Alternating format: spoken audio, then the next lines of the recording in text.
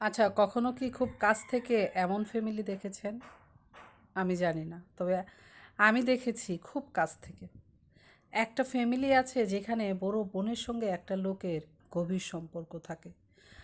বিয়ে না করেও তারা হাসব্যান্ড ওয়াইফের মতো সম্পর্ক হয় তাদের মধ্যে। এটা তাদের পুরো ফ্যামিলি জানতে পারে। অথচ সেই বড় বোনের কিন্তু হাসব্যান্ডও ছিল, আছে। তারপরও আরেকজনের সাথে এটাকে যা বলে আর কি এখনকার যুগে পরক্রিয়া চালিয়ে যাচ্ছে। কারণ সেই পুরুষের টাকা আছে এবং সেই নারীর টাকা দরকার, তাই তো পরক্রিয়ায় লিপ্ত। টাকা পায় বেশ ভালো মোটা অঙ্কে, সাথে ভালো ভালো হোটেলে খাওয়া, ভালো ভালো ড্রেস, এইসব লোভেই আজকাল নারীরা মরতে বসেছে। তারা শুধু একা মরে না, সাথে সেই যে পুরুষের সঙ্গে পরক্রিয়া করে তার ফ্যামিলিটাকে ধ্বংস করে দেয়। এইভাবেই চলতে থাকে তাদের 1 বছরের পরক্রিয়া। এটা কিন্তু তাদের পুরো ফ্যামিলি জানতে পারে। তবে ওই যে কিছু ফ্যামিলি আছে যারা অর্থের লোভে মেয়েদেরকেও, নিজের মেয়েকেও বিক্রি করে দেয়। সেরকমই ফ্যামিলি আর কি।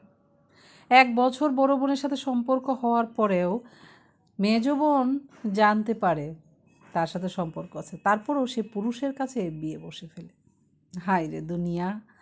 জানি না আমরা কোন যুগে আছি। সম্পর্ক করে, বিয়ে করে বেশ ভালোভাবে সংসার করতে থাকে। আবার ছোটো বোন সংসার করতে করতেই দেখেন বড় বোনের সঙ্গে কিছুদিনের গ্যাপ থাকার পরে আবারও শুরু হয় ছোটো বোনের হাজব্যান্ড এবং বড় বোনের ভালোবাসা। আহা, কি ভালোবাসা তাদের না!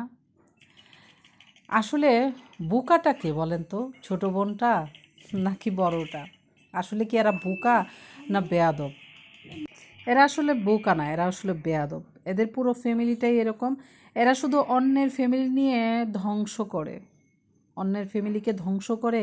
এরা মনে হয় এক প্রকার মজা পায়। আসলে যারা ধ্বংস হয়ে যায় তারা তো ভদ্র। তারা যদি ভদ্র না হতো তাহলে এদের কুকীর্তি আজ সমাজের কাছে তুলে ধরতো।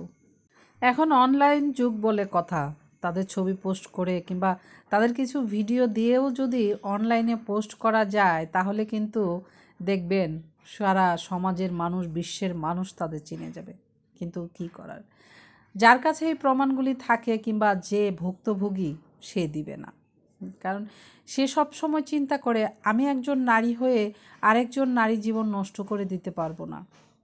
কারণ এই নারীর জীবনটা নষ্ট করলে সেই যে নারীর কষ্ট পাবে, সমাজের মানুষ দেখবে, ধিক্কার দিবে, সেটা তো তার গায়েও এসে কোনো সময় লাগতে পারে।